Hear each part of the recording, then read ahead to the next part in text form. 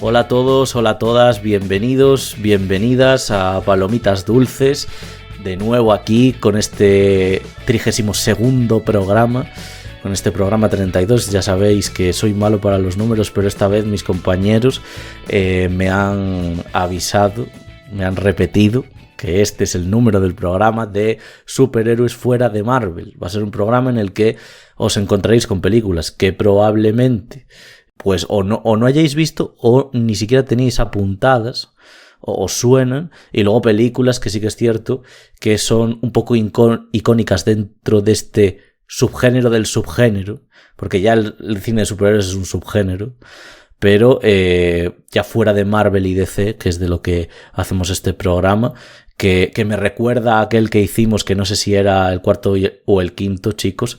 Ya aprovecho para saludaros. El quinto creo que era. Hola Dani, hola Óscar, hola a todos y todas. y que bueno, que era cine pre-Marvel. Y ya me presento yo, porque ya ha hablado Iván, nada. También está Óscar aquí. Y eso, que me recuerda un poquito a ese programa. Incluso me recuerda a aquel que hicimos de Peter Jackson, porque hombre, decidimos dentro de ese universo de Peter Jackson irnos a lo menos conocido, ¿no? Entonces, bueno, creo que este viene a ser como un programa que sigue esa filosofía de estos otros programas, que creo que estuvieron bastante bien, interesantes, aunque yo creo que en este quizá con el de Peter Jackson es donde hablamos de cosas más desconocidas y, bueno, recomendaciones muy interesantes. Así que vamos a dar comienzo ya, si os parece bien, a todos y a todas. Vamos a dar comienzo al programa con la película de Sam Raimi, Darkman.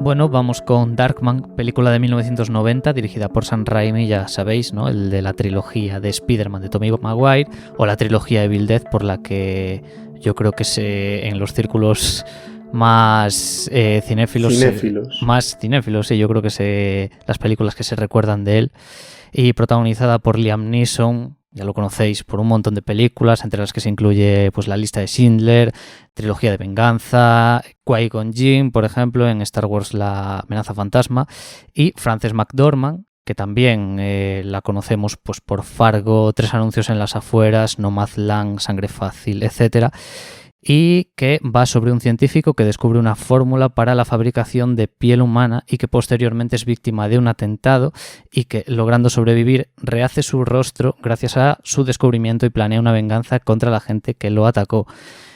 Bueno, es una peli que ganó en el Festival de Sitges Mejor Director y Mejores Efectos Especiales. Es una película que Raimi hizo después de interesarse en dirigir sin éxito la adaptación de La Sombra, este personaje ficticio que salió en novelas, cómics y que finalmente en 1994 se hizo la adaptación al cine que dirigió Russell Mulcahy con Alec Baldwin interpretando al héroe principal. Y bueno, centrándonos en Darkman, yo creo que lo mejor que se puede decir de la película es que tiene personalidad. Es decir, toda la película respira a Raimi, ¿no? Esos zooms locos con movimientos de cámara muy característicos. Hace una especie de mezcla en estas dos cosas, en estas técnicas que he dicho, como zooms con planos aberrantes, para, digamos, daros una definición más exacta, planos con angulación girada, por así decirlo, bizarradas varias. Hay un par de momentos, por ejemplo, hay varios, ¿no? Pero dos momentos que se me quedan en la cabeza. Darkman gritando a un gato y bailando, poniéndose como un embudo en la cabeza como sombrero cuando está en una fábrica abandonada y no es capaz de que digamos su experimento haga lo que él quiere que haga. Y el momento feria que el otro día hablando con Dani lo estábamos comentando porque es muy heavy.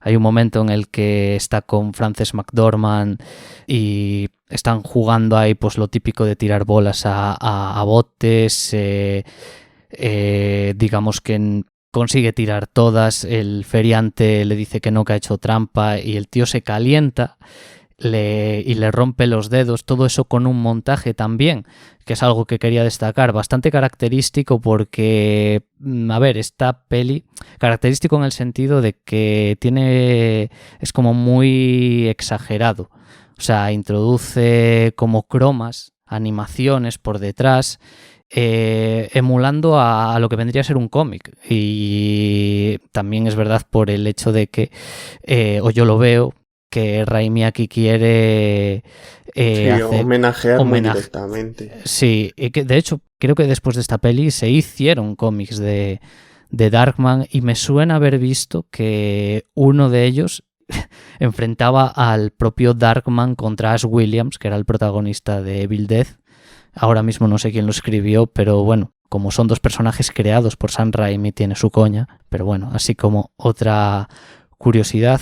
Lo que estás diciendo a nivel fotográfico es que meditando sobre Sam Raimi es curioso porque lo que tú has dicho, esas aberrantes, suele empezar un plano igual con una angulación de 45 grados y, o sea, que la cámara está girada a 45 grados y se pone a 90 y eso podría parecer como muy manipulador y efectista o así, pero yo creo que lo hace de forma en la que entras en el juego de una forma más fácil que con otros directores que parece que únicamente están aprovechando que tienen un volante o la máquina que sea y jugando lo que les dé la gana con eso.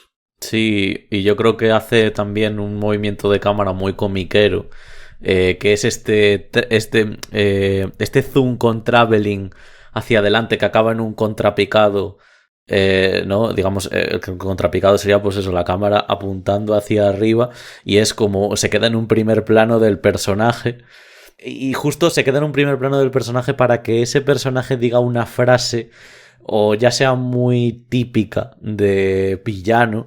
Por ejemplo, me pasa al principio de la película con este mafioso, ¿no?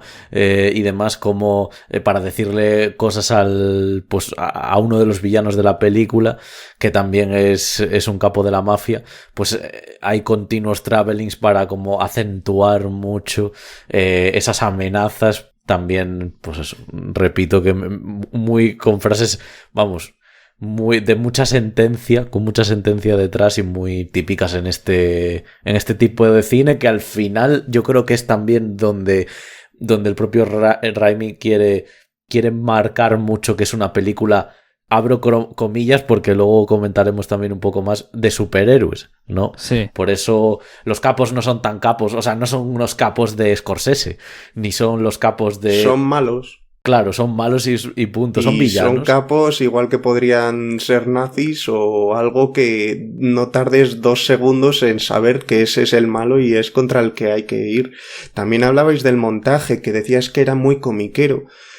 Yo es que me parece muy de montaje de los años 30, años 40 o de cine mudo. O sea, parece que alguno de estos directores tops de cine mudo, rollo Kim Vidor o alguno de estos de drama, estuviera montando algunas transiciones que hace de periódicos y cosas así, que yo creo que también a la hora de reflejarse cómics, pues fueron muy directamente a eso porque... Las primeras representaciones de Superman, por ejemplo, pues como era en los 40 o así, también usaban ese tipo de montajes para las informaciones y aquí está haciendo diría que un homenaje, pero en verdad en todo el cine de Sam Raimi, aunque no tenga esta temática, se sigue viendo que hace esa clase de montajes. Y yo agradezco, porque es algo que, quiero decir, agradezco que haga ese tipo de cosas porque ya lo ha hecho propio, por así decirlo. Es decir, toda su filmografía al final se basa en este tipo de cosas. Por ejemplo, también el uso del humor negro. En esa escena inicial hay un momento en el que hay uno de los secuaces tiene como una pierna, que debajo de la pierna tiene una ametralladora, creo que era. Y creo que es la única forma que una cosa tan tonta puedas tomártela un poco en serio. O sea, yo creo que Sam Raimi es el único que te puede estar... manteniendo alerta, pero haciendo reír a la vez. Me parece que en eso es completamente único. De que puede hacer de una comedia de terror que sea comedia y sea terror. Sí, y luego... Porque además el gag es, perdona Ivy, pero el gag es un poco lo de que está la pata coja y el otro en plan le ayuda como a poner su hombro para que se sujete y que el sonido deje de enturbiarnos ahí la cabeza, ¿no? Es un gag así... Sí, o sea, creo que la elección del plano ahí general en ese momento es acertadísimo. Y luego también... hay otra cosa que, bueno, el maquillaje de Liam Neeson, que es espectacular. De hecho, creo que tenía estas sesiones de 18 horas para maquillarse, que madre mía, vaya paciencia, o sea, tirarte ahí todo el día en la sala de maquillaje. Y la caracterización suya también me recuerda a lo que hace posteriormente en El Ejército de las Tinieblas, porque me es muy parecido la caracterización / maquillaje al Ash malo de esa peli. Con, digamos, la boca que solo se le ve, que prácticamente no tiene labios, solo es como los dientes, y porque tiene todo quemado, todo destrozado por ahí. Así como, bueno, otra cosa positiva, el cameo de Bruce Campbell, que nunca puede faltar si veis las pelis de Sam Raimi, sobre todo las más alocadas, porque, por ejemplo, tiene cosas más serias como Un plan sencillo, que era un thriller rural y tal, ahí no. Pero en esta película, en Doctor Strange, por ejemplo, que la estrenó este año, en las de Spider-Man siempre está el cameo de Bruce Campbell, ¿no? Y como parte negativa que tengo que decir de esta película, el guión es un poco así, ¿no? Es decir, no es su punto fuerte, es básico, o sea, entiendo lo que quiere hacer, pero como que le falta desarrollo. No es una película que dura menos de hora y media, cosa que... bueno, ahora es más raro, antes no lo era tanto, pero sí que creo que se desaprovecha un poco ciertos elementos que podrían haber dado más juego. El clímax final es muy ramplón. ¿El clímax final es cosa mía o esa gran escena de batalla que hay en Shang-Chi es el mismo escenario? Sí, o sea... La de Shang-Chi es más espectacular porque... tiene mucho más medios, pero esta es un escenario igual. Sí, así era en un... Sí, un edificio en construcción obras, sí, en las... Sí. En los muelles que hay, sí. Qué bueno que dices, vale, pero es como que... ¿Qué es eso? Que le falta como 10 minutos más. Quizá... ¿vale? Quizá que los personajes sean también un poco más satisfactorios bebiendo de lo que dices del guión. Porque tú ves las películas de Spider-Man de Sam Raimi y a mí el guión me parece que está 1 o 2 escalones por encima de Darkman o incluso que Doctor Strange. Creo que cada personaje saca bastante más de sí, porque, por ejemplo, en Doctor Strange, fuera de Wanda y de Stephen Strange, que tampoco te creas que en esta Stephen Strange hacen un gran análisis de él, o miran muy dentro de él, porque al final es simplemente una especie de símil de la superación que tiene que vivir ante... Bueno, pues básicamente ante sentirse perdido en el mundo, también un poco por no... por haber estado fuera del mismo durante 5 años, por lo del chasquido de dedos de Thanos y demás. Pero que yo, por ejemplo, en las películas de Spider-Man, joder, hasta de Joe Manganiello haciendo de Flash Thompson, que sale 5 minutos, me acuerdo más que, por ejemplo, no me acordaba casi de ningún personaje de Darkman. Ni siquiera me acordaba del de Francis McDormand, que, por ejemplo, no sé cómo lo hacen, porque a mí sigue siendo un personaje que no me convence mucho, pero Mary Jane en Spider-Man es como tótem total. O sea, no se me olvida jamás quién es, incluso las cosas que le pasan.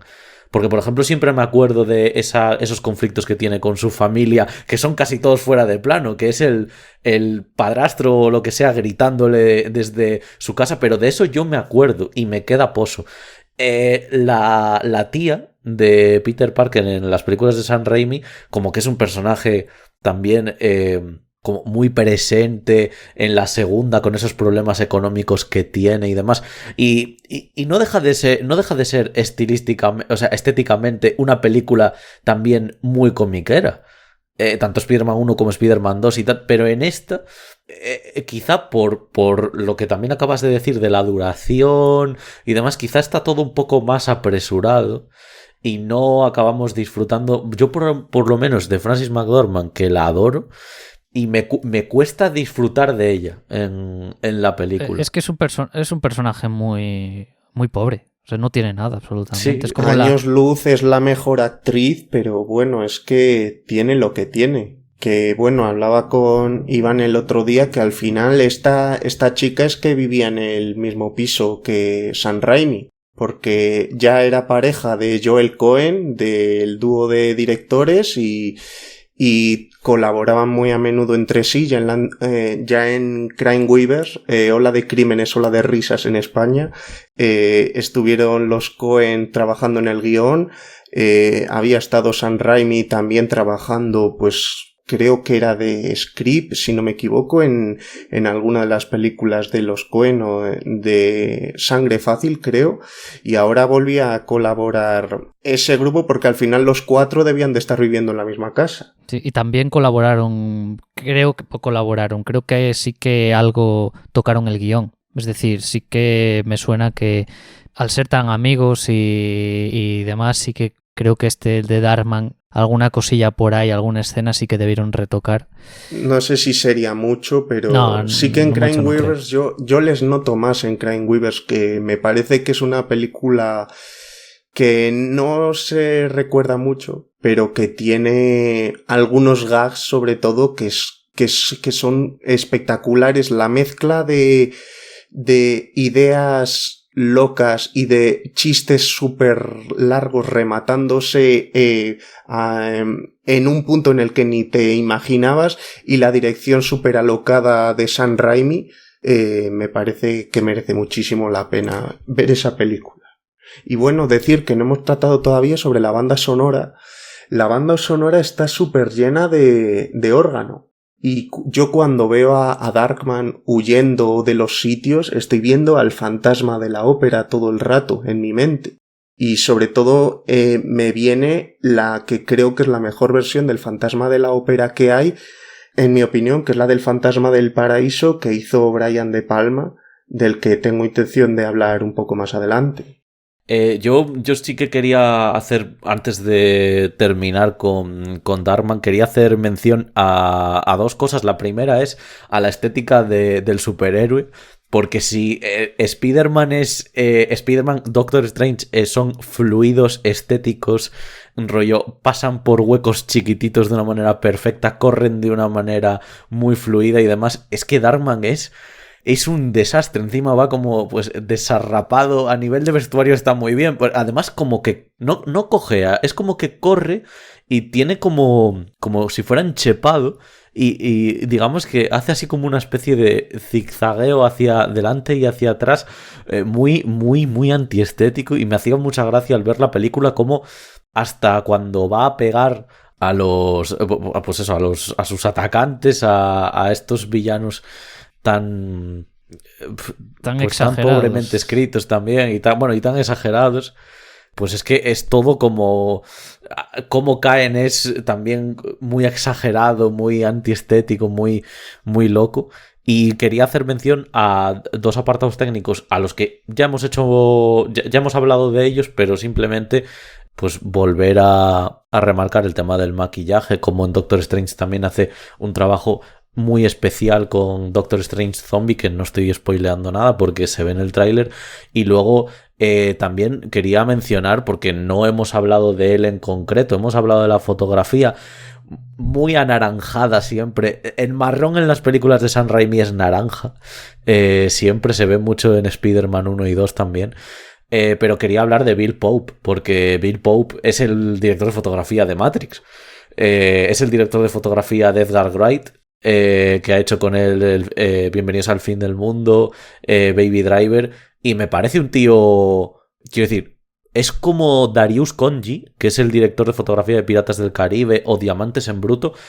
O sea, son dos directores de fotografía que no son Roger Deakins, que es el de Blade Runner 2049 y demás, o Greg Fraser, que es el de Dune, que son súper espectaculares y se definen mucho por esos planos, de esos desenfoques o de esos planos generales espectaculares, pero son, uno, súper resolutivos, o sea, la película que le des, como quieras enfocarla, ellos te la hacen, y luego, igualmente, su estética se queda. O sea, utilizan muy bien los colores. A mí, por ejemplo, Bienvenidos al fin del mundo me parece una película que utiliza los colores muy bien. Todos los...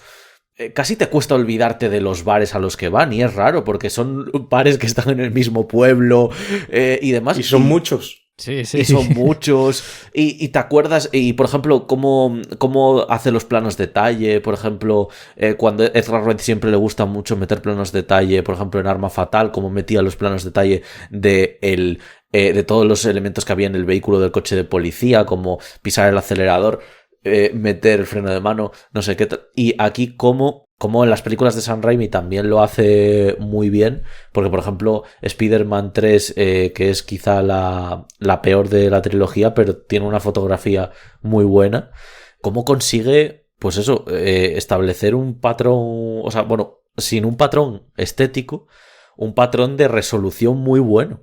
Es que ahí le has dado, creo yo, junto a ese director, tres de los directores, bueno, Edgar Wright, las hermanas Wachowski y tal, de los que han revolucionado la acción en el siglo XXI y finales del XX. Sí, sí. Entonces, total.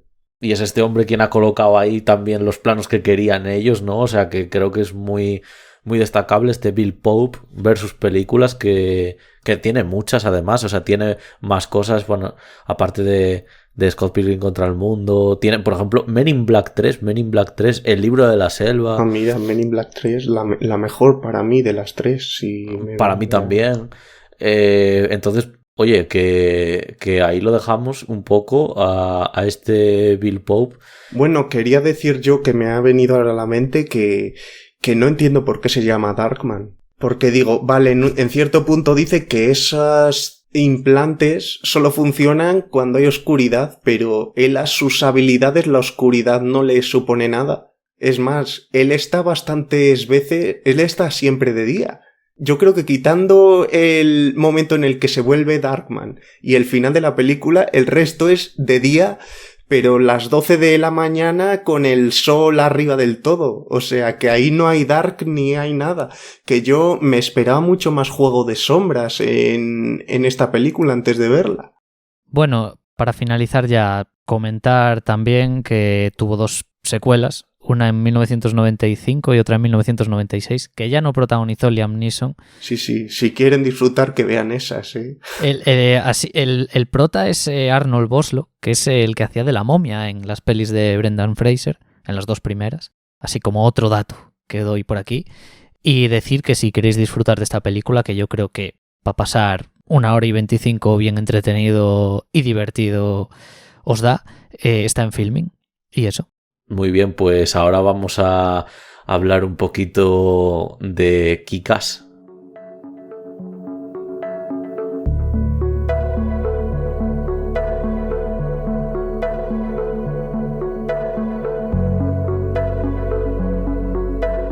Muy bien, pues vamos ahora con Kick-Ass, una película de 2010 dirigida por Matthew Vaughn, del que ahora hablaremos un poquito más. Antes de nada vamos a meternos un poco con la sinopsis de la película. Kick-Ass gira en torno a Dave Lisewski, Aaron Johnson, un estudiante de instituto que pasa inadvertido entre sus compañeros. Apasionado de los cómics, un día concibe la idea de convertirse en un superhéroe, aunque no tenga superpoderes, no haya seguido un duro entrenamiento y ni siquiera tenga una razón de peso para ello.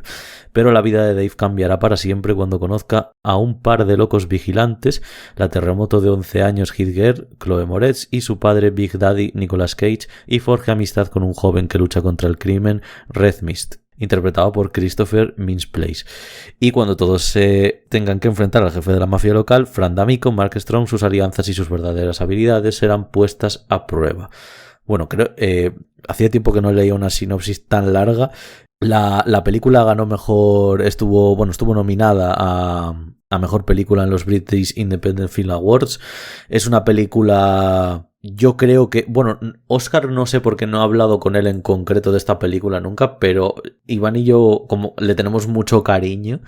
Creo que también porque nos gusta también esa manera de jugar con la acción de Matthew Vaughn, como con Kingsman, la primera. Y la verdad que aquí vuelve a conseguir un producto buenísimo. Voy a empezar con una anécdota, que es que esta película, al principio, cuando los productores hablaban sobre ella y demás, no... El productor principal, por cierto, de la película es Brad Pitt. Se hablaba, se discutía qué tono darle. Ya sabéis que los cómics de Mark Millar no son precisamente, digamos... Está un poco así de la cabeza, ¿eh? Claro, o sea, y vamos, y la violencia es algo muy, muy presente en ellos y es algo que es un sello de él, ¿no? También la manera de utilizar la violencia. Entonces se hablaba en la producción de esta película de cómo hacían, la enfocaban más hacia los cómics o la enfocaban más hacia un producto cinematográfico un poco más independiente, y al final se mantuvieron fieles a lo que es el cómic. Y decía que iba a contar una anécdota porque yo no recuerdo muy bien el tráiler de la película, pero sí que recuerdo que yo había ido al cine con unos amigos. Claro, había ido al cine en 2010, o sea que yo tendría 12 años o así, y había ido a ver pues una película, pues bueno, algo digamos para todos los públicos y demás. Y entonces al salir del cine me crucé con un compañero de clase y le pregunté qué película había ido a ver. Y entonces él, con una sonrisa de oreja a oreja, dice, buah, pues yo he ido a ver Kick-Ass, no sé qué. Y veía a la madre en segundo plano con una cara de estar muy poco convencida de que había sido buena madre ese día. O sea, tenía una cara, porque además es que la cara se le torció en el momento en el que él me reveló a mí y claro, a otros de sus compañeros de clase que había ido a ver esa película, ¿no? Y yo Kick-Ass después de 2010 tardé en verla aún 3 o 4 años por primera vez. Y claro, cuando la ves es que es un pastiche, porque es un pastiche de la hostia lo que hace aquí Matthew Vaughn. Y yo nunca me olvidaré la primera vez que la vi de la escena del microondas Hostia, esa yo me acuerdo. Sí, no, que es que yo me acuerdo de que lo primero que me comentaste de la película era esa escena. Y la gracia que te hacía... Sí, cuéntalo. No. O sea, puedes contarlo tú tranquilamente, pero es que sí que es cierto que hace mucha gracia esa comedia negra circunscrita en la peli, que tampoco se aleja mucho de yo qué sé, por ejemplo, cuando hacen ese humor físico en Snatch, ¿no? Ya que, bueno, también es de otro director británico, ¿no? Esa escena me recordaba a la de al Boris en Snatch, cuando le pega un tiro y le dice que le pegue más tiros porque no le ha dado y no sé qué. Y entonces, pues me recordaba un poco esa escena, ¿no? Porque está el tío ahí como diciéndole, pero ¿me estás escuchando? Y el otro, pues ¿cómo te voy a estar escuchando si del calor que hace aquí dentro, o sea, mi cerebro estará ya casi hecho papilla, ¿no? Sí, de hecho, esta relación que sacas es muy lógica porque Matthew Vaughn y Guy Ritchie, director de Snatch, son colegas. O sea, quiero decir, son de la misma quinta. De hecho, hay dos actores que salen en Kick-Ass, Dexter Fletcher y Jason Fleming, que eran dos de los protagonistas de Lock and Stock. O sea que ahí se comparten actores y sí, es lo dicho, completamente lógica esta comparación también en el tono, en el estilo de esa comedia. Yo es que creo que al final, si no lo abordas esta película desde la comedia, es infumable, porque estás viendo la historia de un imbécil que no tiene a nadie en casa para pararle los pies y hace el imbécil, ves que después de que le den una paliza de muerte, hace una rehabilitación 1 año y dice, pues voy a volver a salir. Y además luego infecta al resto de gente que cree que vestirse de imbécil y tal funciona para algo, y en sí luego la secuela que hicieron años después va de eso, de los imbéciles que van ahí, que no tienen ni idea de luchar ni nada, a pegarse, y luego de héroes de verdad que están haciendo todo el trabajo que los otros son incapaces de hacer, que son Hit Girl. Es que además esto que dices, Óscar, es muy oportuno porque el tema de cómo surgió la idea del cómic fue Mark Millar hablando con unos colegas de: oye, y si hoy cogemos y nos vestimos y salimos ahí a la calle a ver si pasa algo con alguien y le defendemos o algo así, ¿sabes? Como vamos a vestirnos así de superhéroes a ver qué pasa. Que yo creo que el principio de la película, el opening, es un poco un reírte de lo que pasaría de verdad, de verdad. Luego ya vamos a la película. Es como primero el opening y luego ya vamos a la película, que de hecho entra la voz en off cuando ese personaje se tira desde un rascacielos enorme creyéndose que va a planear o algo así. Se pega una hostia, ¿no? O sea, la palma directamente, cae encima de un coche y ya empieza la voz en off de la película, que es algo que creo que también le viene bien a la película para darle ese toque comiquero. Porque en esta Aaron Taylor-Johnson, que últimamente está haciendo cosas en las que hace muy de macho, incluso en Tenet, que yo pensaba que igual iba a salir su papel por otro sitio, y acaba haciendo también pues eso, de un tío que es un soldado y es muy fuerte y no sé qué. Pues en esta película lo de que haga de pringao y tal, pues oye, el tío es carismático. Ostras, pero es que hace muy de loser, ¿eh? Es muy de loser, difícil sí. reflejar a alguien que todos los actos que hace, porque una cosa es que se muestre como un adolescente normal, pero es que se le ve jalándose viendo documentales sobre la gente africana y cosas de esas que dices tú, pero vale, es que este tío no tiene nada por lo que salvarle, o sea, no me va a caer bien nunca y casi lo que voy a disfrutar es ver cómo le zurran, porque no tiene nada de meritorio.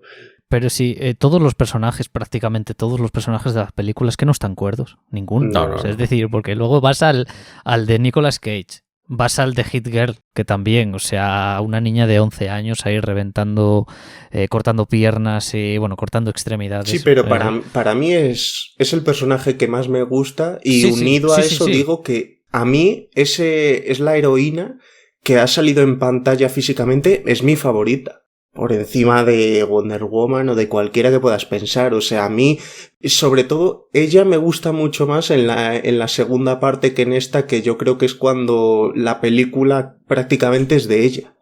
Que por cierto planteaban hacer una película sobre ella y le iba a hacer Gareth Evans, que es este director que ha hecho estas películas indonesias de The Raid, de Redada Asesina, y al final pues como ya Chloe Grace Moretz, la actriz, tiene 25 años, pues ya imagino que salvo que cambien a la actriz no lo va a hacer, pero es que esta chica lo hizo tan bien en este papel que yo a ella no la he vuelto a ver en nada en el que me quedara tan grabado a fuego todo. Porque yo sobre todo la recuerdo mucho de Me llamo Earl, que salía en un episodio, yo creo que tenía 6 años por entonces, que tiraba cuchillos, que le decía, clávame el cuchillo que no me va a doler. Y se ve la cara que pone cuando le pasa la tibia. Madre mía, qué bueno. Quería decir... Sí, no, que esta película también es como el punto de partida del estilo de Matthew Vaughn, porque había hecho 2 pelis anteriormente, que era la de Layer Cake, que era una especie de Guy Ritchie sin tanta comedia, no recuerdo que tuviese tanta comedia ni que tuviese un estilo tan así socarrón, y la de Stardust, que era una película de encargo así de fantasía.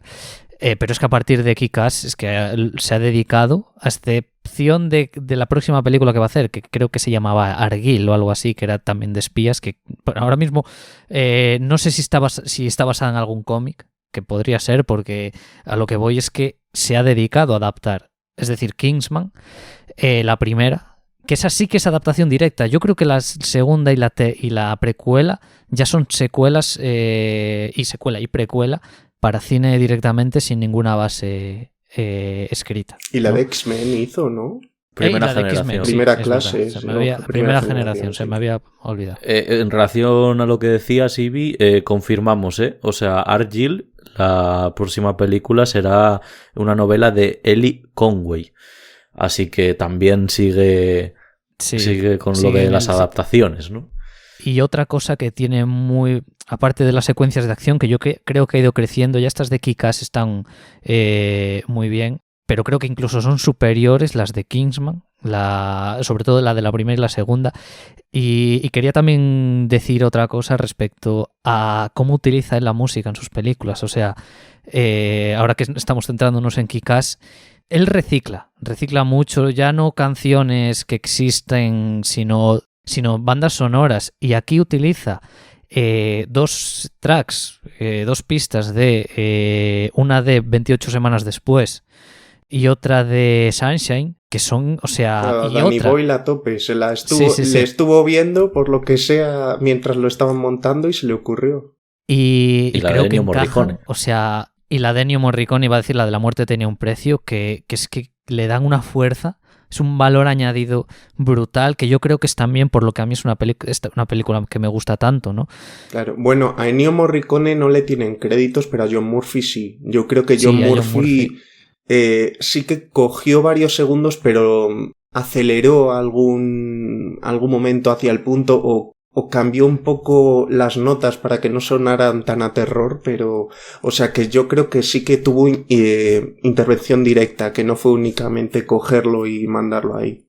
Y bueno, eso, básicamente la pista que coge sobre todo de Sunshine, que es el momento en el que Hit Girl rescata a 2 personajes, es que es emocionante. O sea, a mí me emociona muchísimo. Y mira que bueno, que la película tampoco, quiero decir, tampoco es una película intensísima de emociones y tal, pero ese momento con la música me parece brutal. Y otra cosa que quería añadir, Mark Strong, vaya carisma que tiene. O sea, a mí, yo creo que no fue esta la película en la que lo descubrí, creo que había visto alguna anterior de él, pero qué bien se le da hacer de malo, qué bien se le da luego hacer de bueno. En Kingsman, de bueno.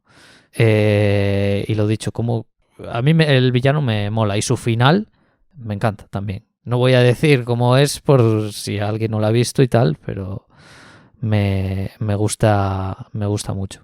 Yo tengo guardado en la mente una cosa que pasaba en la película que al final era, debido a su resolución, Big Papi, el personaje de Nicolas Cage, me da la sensación de que se tiró años y años procrastinando lo que podría haber hecho.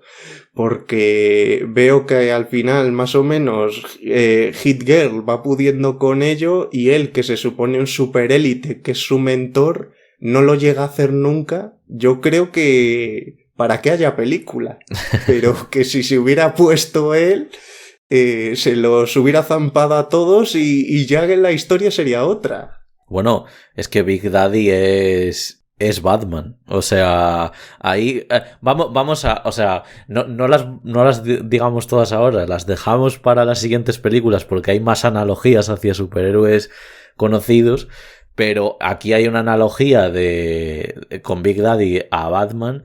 Y luego hay una analogía... Batman y Robin, digo yo, con Hit Girl en ese... Claro, sí, es verdad, yo creo que también, porque, bueno, además como tienen estos gadgets, ¿no? En plan tan... O sea, no son batarangs, pero bueno, son que es como la navaja mariposa, los nunchakus y todo ese rollo. Pero luego también tienen una... O sea, el traje del Niebla Roja está inspirado en el comandante de Watchmen, que también es un guiñito interesante, que yo además me hizo gracia porque el cómic lo había leído poco antes de ver por primera vez la película y fue como, uy, me suena.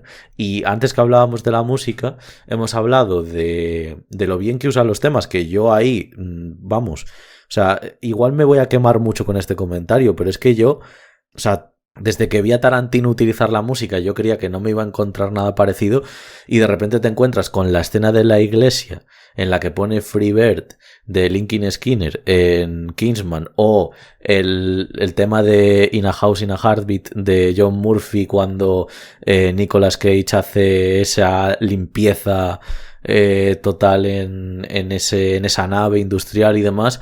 Y me parece espectacular. Luego hay temas, pues yo que sé, como Can't Go Back de Primal Scream. También utiliza temas de Prodigy como Stand Up o Omen, que son unos temazos. Hasta mete a Ellie Goulding con el Starry Eyed.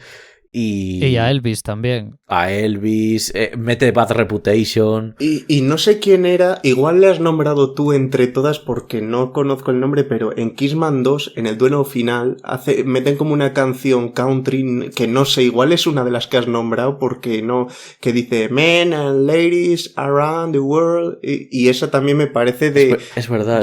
A mí, en mi opinión personal, es una de sus mejores secuencias de acción de nunca. Luego la película, pues puede ser lo que sea, pero a mí me parece espectacular también. Por eso digo que me parece Matthew Vaughn hoy día, con Gareth Evans, los mejores directores de cine de acción puro que hay.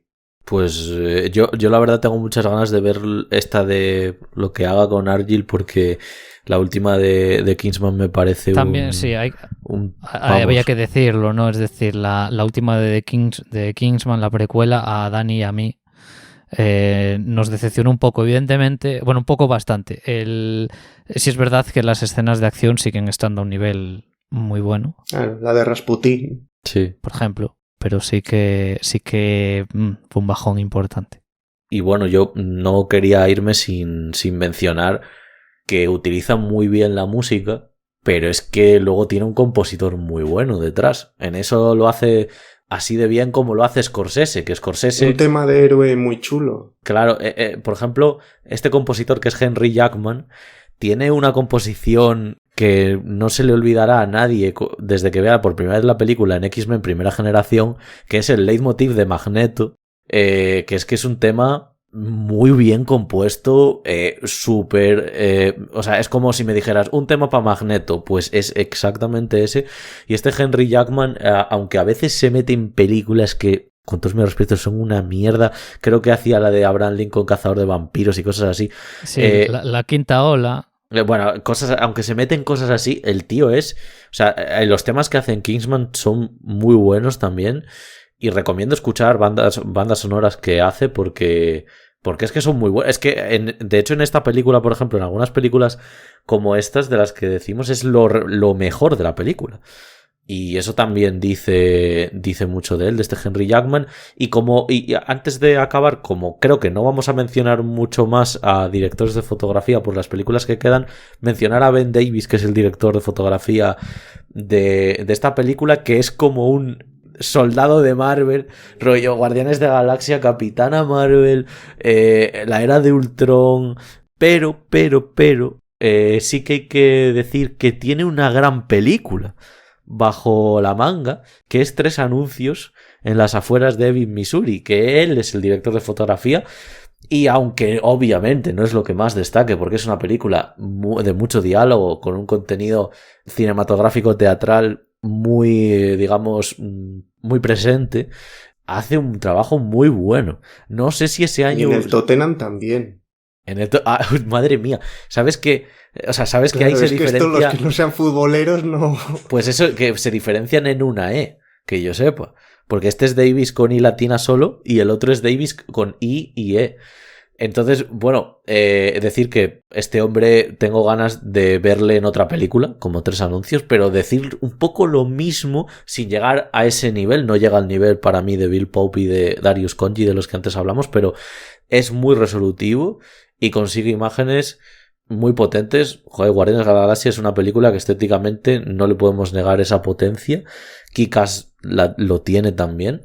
Y bueno, ya digo que no está en malas películas, no elige mal sus películas.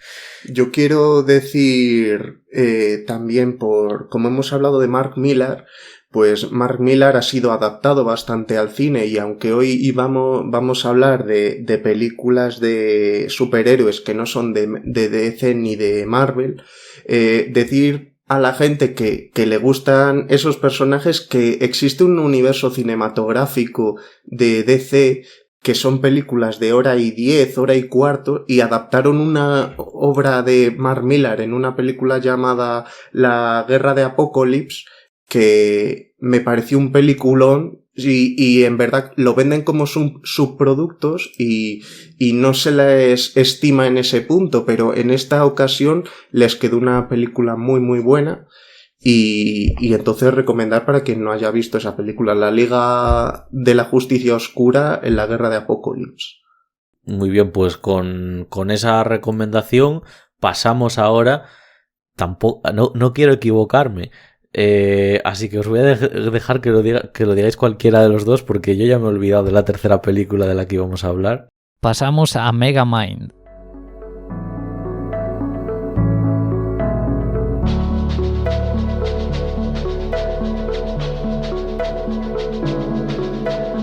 Muy bien, pues vamos a hablar de Megamind, que es como la enésima reimaginación del origen de Superman, un último superviviente de un mundo que se desmoronaba y huyó siendo un bebé. La película esta se estrenó en 2010 y fue esa película que el estudio animado DreamWorks estrenó cuando se cerraba su libro más importante y abría el de la siguiente generación. En 2010, del año 2000 al 2010, la gran joya de DreamWorks fue Shrek, cuya cuarta y última parte se estrenó en 2010, y en este mismo 2010 estrenaron Cómo entrenar a tu dragón, que fue como la gran joya de la década siguiente. Entonces, esta película se estrenó en el mismo año, esta película no tiene ninguna secuela ni nada, únicamente tiene como un corto, como subproducto externo, porque tuvo una recaudación bastante más moderada, aunque siguió siendo de 300 millones, pero como no cumplió las expectativas no siguieron con ella. Así que, bueno, pues ya entrando en la película en sí, en esta película se ve como el personaje de Megamind está huyendo de su planeta que se está destruyendo, y cuando va a llegar a la Tierra ve que al lado suyo llega otra nave de otro planeta que se está destruyendo también, que es de otro chico que se le adelanta, y que resulta que este chico tiene es Superman, tiene las fuerzas de Superman, y lo que es que es la mente más privilegiada del universo. Entonces se ve además como casualmente entran en la misma escuela, y como Megamind decide que como el otro es un crack en todo, pues que lo suyo es que el otro, pues para hacerse notar, haga de contraposición y se convierta en un supervillano. Y ahí tiene la que yo creo que es la mejor frase de la película para mí, que es: me daba palizas enormes, aunque a veces yo casi ganaba. Que es como Megamind asume de primeras su concepto de que es un fracasado, y que él lo asume con toda la tranquilidad del mundo. O sea, él en su mente no está la de ganar. De hecho, cuando un par de escenas después piensa que lo ha hecho, él ni siquiera se lo cree, porque le parece absurdo que tras todo este tiempo en un enfrentamiento pueda tener la oportunidad de ganar cuando considera que no haya hecho nada diferente a lo que ha estado haciendo durante todo ese tiempo. Bueno, decir que este otro personaje que entra a la vez y que es una especie de Superman en esta película se llama Metroman. Y decir que esta película tiene conceptos que yo creo que han sido muy característicos del cine de superhéroes, pero como en los últimos años se ha masificado tanto este tipo de cine, hoy día se ven hasta viejos.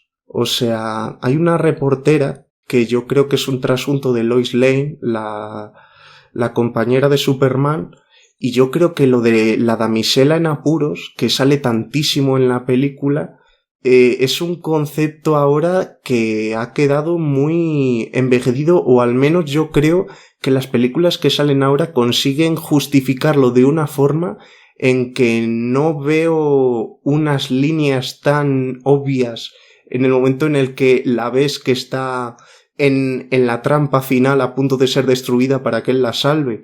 Y también creo que aunque es una película de 2010, el mundo ha cambiado mucho desde entonces existen ciertos comentarios que hoy día se ven raros, porque cuando tú entiendes de cine sabes más o menos que un color negro tiene tales significados, un color amarillo tiene tales, uno verde tales, y cuando un personaje suele ir vestido de negro, cuando las cosas son muy muy claras, el negro es el que lleva ropa negra es el bueno, y el que lleva ropa de cualquier otro color es el blanco. Y si simplemente se viera, pues no supondría nada, pero en la propia película hay un momento en el que Megamind deja de llevar ropa negra para llevar blanca y se dice como si la muestra de que deje de ser malo es porque deje de llevar ropa negra. Y a mí eso me parece hoy día que casi tiene connotaciones racistas súper descaradas y que se pasa por alto porque va para un público infantil, pero que hoy día me parece que es eso, que darle esa línea solo le juega en contra si la revisionas pasado todo ese tiempo, que es eso, que son 12 años, pero que se nota mucho, en mi opinión. Decir también, esta película fue hecha por el director Tom McGrath, que antes de esta película se encargó de la trilogía de Madagascar y posteriormente ha hecho la del bebé jefazo, o sea que es más o menos pues uno de los directores clave de DreamWorks.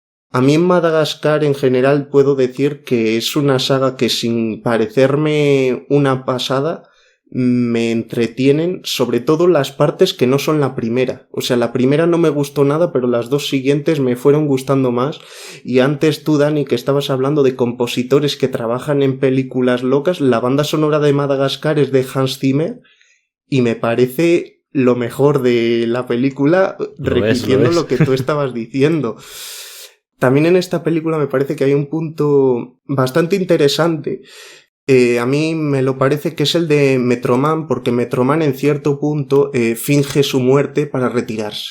Y en verdad luego cuando se encuentran de nuevo con él, dice: es que debido a mis capacidades me ha tocado ser siempre el héroe y yo ya tenía otros intereses. Entonces ni Megamind ni la reportera le presionan mucho acerca de ello, porque comprenden que una persona que ya ha salvado el mundo 20.000 veces, pues en cierto punto puede querer dejar de hacerlo. Y eso me recordaba mucho a Son Goku en Dragon Ball, porque ya en el último arco de Dragon Ball Z, cuando se estaban enfrentando a Majin Buu, como llevaba 7 años muerto, consigue un permiso para ir por un día a la Tierra, y entonces surge un problema, y él es perfectamente capaz de salvar el problema, pero decide no hacerlo. Y dice, creo que era Piccolo: es que yo ya no pertenezco a este mundo, entonces si sigo salvándoos de los problemas, ¿cuándo va a haber alguien en el momento en el que no esté yo que tenga la capacidad de hacerlo? Luego sí que es verdad que al final, yo no sé por qué, acaba teniendo que ser él el que lo salva. Y rompe la propia regla que ha hecho. Pero a mí esa idea que tiene Megamind a mí me parece bastante comprensible y que, a mi parecer, es la que al final le da empaque a su personaje, que si no fuera por eso pues sería un Boy Scout cualquiera. Ojo que en relación a lo que dices, la película tiene reflexiones o una base mucho más adulta de lo que parece a nivel de animación y a nivel de chistes y a nivel de... O sea, y además, Óscar, yo creo que es exactamente lo que has dicho, lo del tema de que entienden Megamind y Roxanne, creo que se llamaba o algo así, que no... que quiera tener otra vida, pero es que además entienden que a un ser así, o sea, ¿qué más da? O sea, quiero decir, o sea, no puedes...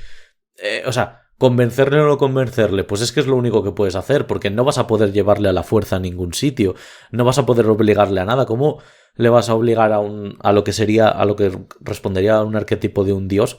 ¿Cómo le vas a obligar a que haga algo? Porque por fuerza no le puedes obligar. Pues haciéndole sentir culpable, pero claro, es que es eso, que no lo quieren hacer, y a mí me parece una de las grandezas, porque alguna vez has visto al propio Superman que quería dejarse fuera y le empezaron a mostrar imágenes de todas las personas que estaban muriendo porque él no intervenía y al final intervenía. Y eso es una cosa que está muy bien, porque es algo que se ve mucho en el cine, el hecho de que un X personaje que es vital para hacer ciertas cosas se retire y luego vuelva. Y aquí no pasa eso. Es decir, al final no hay un regreso triunfal del héroe, aunque te engañan con el aparatín este que tiene el Megamind haciéndote creer que vuelve y tal, pero no vuelve, y eso está bastante bien. Luego tú has dicho, Óscar, esta película es un homenaje, parte de la base de la historia de Superman.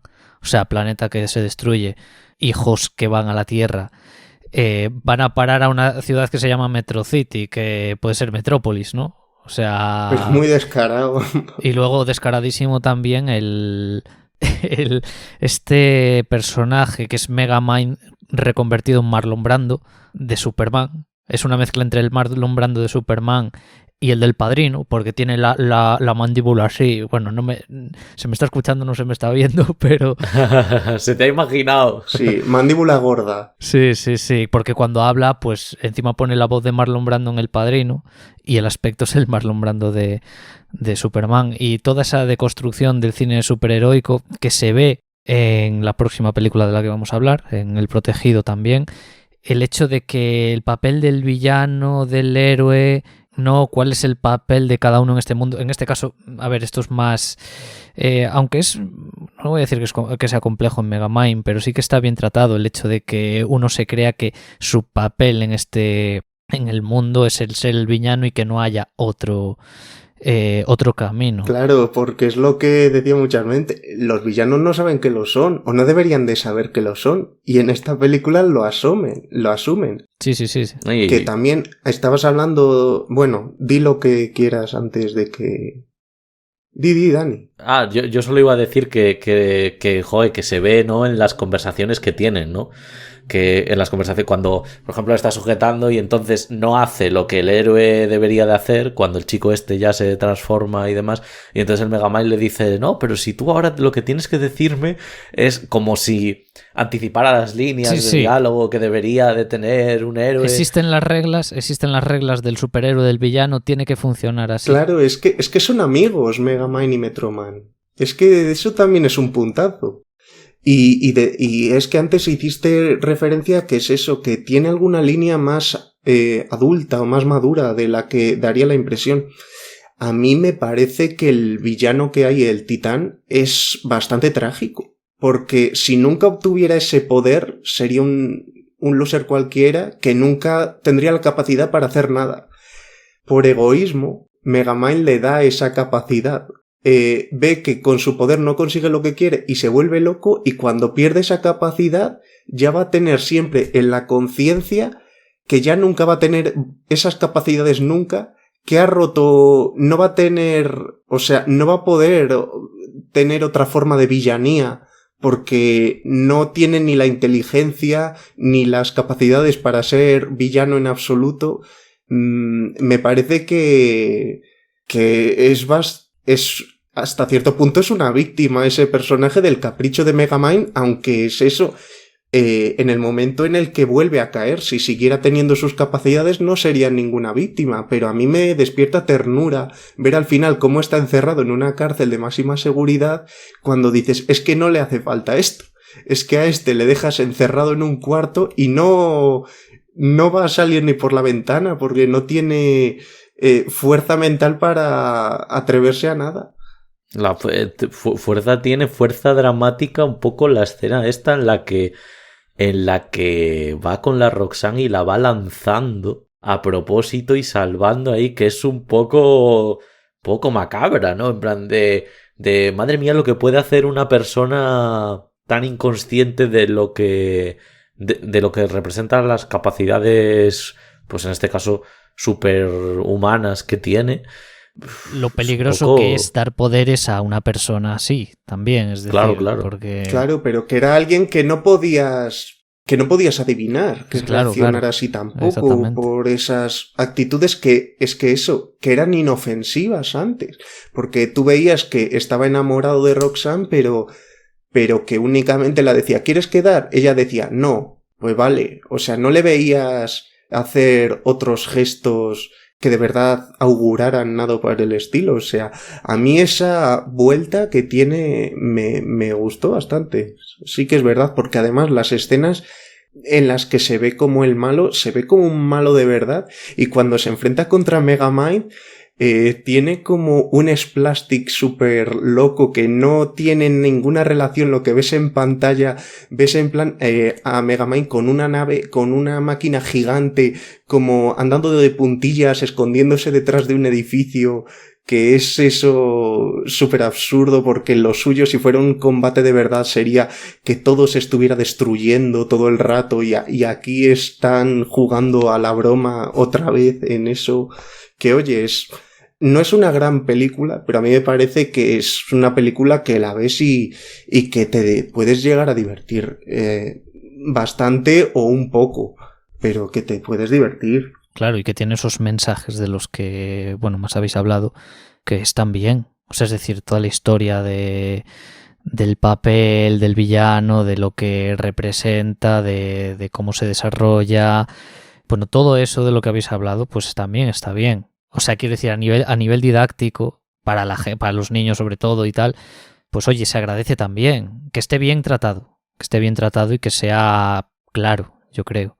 Y creo que es especialmente que el mensaje final, porque además lo dice el propio Megamind y tal, en voz en off y tal, que es como que un poco el mensaje final de la película en relación con que ha estado rompiendo esquemas a nivel villano, héroe y tal, es que el destino te lo fabriques tú, que no te viene fabricado, y eso es un mensaje que normalmente lanzan películas muchísimo más trascendentales o muchísimo más potentes, ¿no? A nivel potentes y también de otra calificación que esta película, y es un mensaje para mí importantísimo, eso, que el destino te lo fabriques tú y que nadie, que no intenta no dejar que nadie te lo imponga y demás. Vamos, me parece algo muy positivo.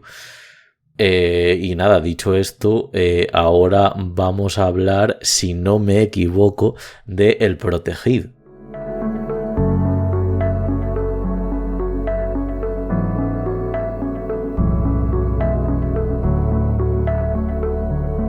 Bueno, pues vamos con El Protegido, película de 2000 dirigida por M. Night Shyamalan y protagonizada por Bruce Willis, Samuel L. Jackson y Robin Wright, que gira en torno a David Dunn, un hombre que resulta ser el único superviviente de un accidente de tren, saliendo completamente ileso, y que posteriormente conoce a Elijah Price, que le plantea una hipótesis que explicaría por qué David ha salido completamente indemne del accidente.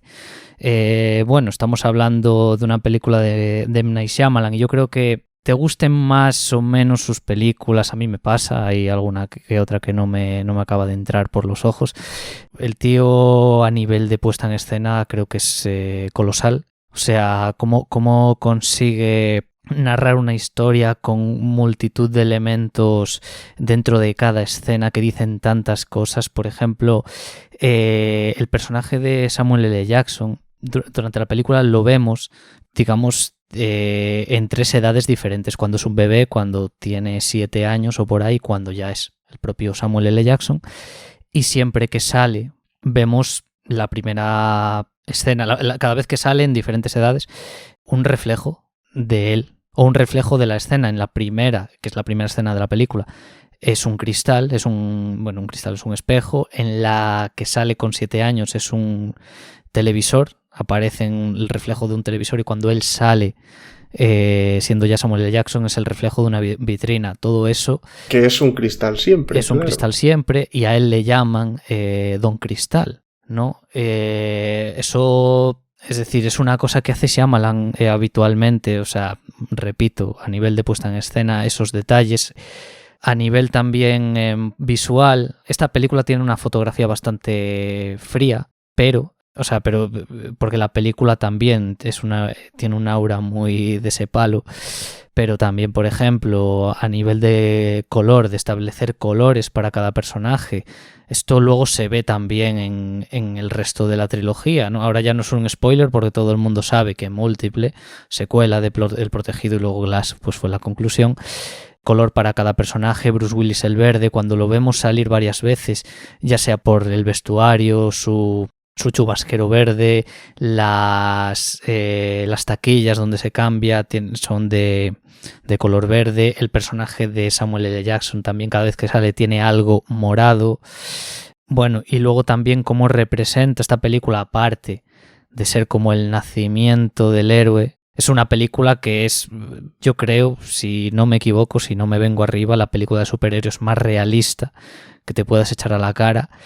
También tiene su parte sentimental, el personaje de Bruce Willis con su mujer tiene problemas, Shyamalan lo desarrolla de manera, sobre todo en la primera media hora, 40 minutos, su matrimonio con problemas, se utiliza planos generales con los personajes separados para que veamos esa... Es que eso parece un ABC, pero es que lo hace como Dios. Sí, sí, sí. Porque dices, están separados porque tú ves un plano muy grande y ellos están uno a cada lado. Y tú dices, es que cualquiera llega a esa asociación, pero es que aunque llegue no lo hacen así. Y si no está, ni lo plasman. Claro, y si no está muy separado, lo utiliza y lo hace también de forma sublime. Por ejemplo, el marco de una puerta, como el marco de la puerta como barrera, como separación de esos dos personajes. Bueno, la fuerza de la puesta en escena, como digo, de este hombre es impresionante. Luego, todo lo que cuenta mayores, centrándonos en el guión, la representación, como dije antes, en Megamind, cómo habla del papel del héroe que no sabe que es un héroe y el papel del villano, que aquí igual la estoy liando un poco porque el papel del villano en esta película, quién es el villano, aunque se puede llegar a suponer, se desvela cerca del final, pero también cómo se desarrolla toda esa historia, cómo que luego, porque esto es muy interesante, sobre todo en Glass, que es la que cierra, complementa toda la historia, es decir, funciona el protegido de forma perfectamente independiente pero y cualquiera de las otras tres. O sea, sí que Glass no la he visto aislada, solo la vi más así, pero yo creo que funcionaría igual, porque Múltiples eso, que nos sorprendieron al final contándonos eso y a mí me había gustado sin saberlo, claro. Claro, sí, a mí, por ejemplo, desviándome un poco para Múltiple, es una película que me gustó y cuando llega al final y se descubre pues que está en el mismo universo del Protegido, me gusta más aún porque le da otro sentido a la historia que has visto. Y luego en Glass, creo que, repito, cierra la trilogía de forma magistral. Pero bueno, luego también otra cosa que quería destacar de esta peli, que es algo que me parece también impresionante, es la banda sonora de James Newton Howard. Le contaba el otro día a Dani que esta película tiene una de las pistas musicales más emocionantes que haya escuchado yo nunca. Diría que la pista es de Orange Man, por si queréis escucharla, aunque si queréis como más detalles, en la película sale 3 veces en un flashback, en el momento piscina y en la escena final, que creo que tiene una fuerza brutal. Cada vez que la oigo la piel de gallina se me pone, ¿no? La película desarrolla también, que esto lo hablé con Dani, en la escena de las pesas, cómo desarrolla la relación entre el hijo y él, y cómo esa es clave. Da miedo ver cómo ya papá, es que esto no es normal. O sea, no lo dice, pero ya se marcha para atrás diciendo, pero ¿cuánto hay? Sí, para mí la mejor escena de la película. O sea, me parece una maravilla visual, es decir, cómo expreso el contenido a través de estos planos, pues esa secuencia en concreto. Luego también, claro, es que este hombre al final escribe bien, o sea, escribe bastante bien sus guiones. El otro día le decía a Iván, porque hay películas como se llamaba El Bosque, creo, ¿no? Y demás. Sí, The Village en original. Bueno, pues son más fallidas y demás, pero yo como que siempre hago la misma reflexión, que es que el problema no es de guión, el problema es un poco de ejecución. O sea, sus historias yo las veo siempre bien escritas. Yo diría que de marketing, no de ejecución siquiera. O sea, yo no veo... Sobre todo ahora que has dicho el Bosque, yo es que no veo grandes problemas de ejecución. Yo creo que es que se las venden como lo que no son. Pero si te amoldas de lo que estás viendo, yo es que flipo mucho con El Protegido, con El Bosque, con El Sexto Sentido. Con El Sexto Sentido, sí, pero es que me iba a ir a igual más en momentos en el incidente, pero hay algún momento en el incidente que hiela. Y con muchas de sus películas así.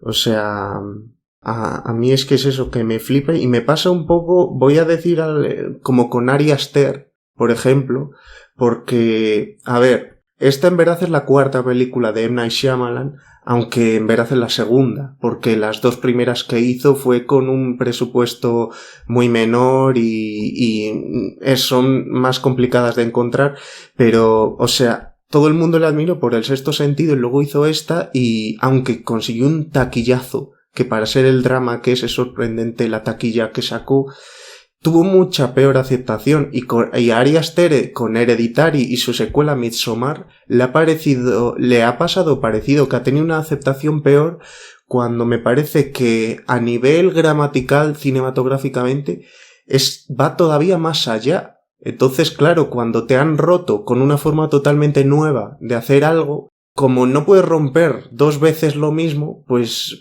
ya quieras que no es un bajón. Pero yo es que todavía veo más complejidad en todas esas cosas, pues por lo que hemos estado hablando.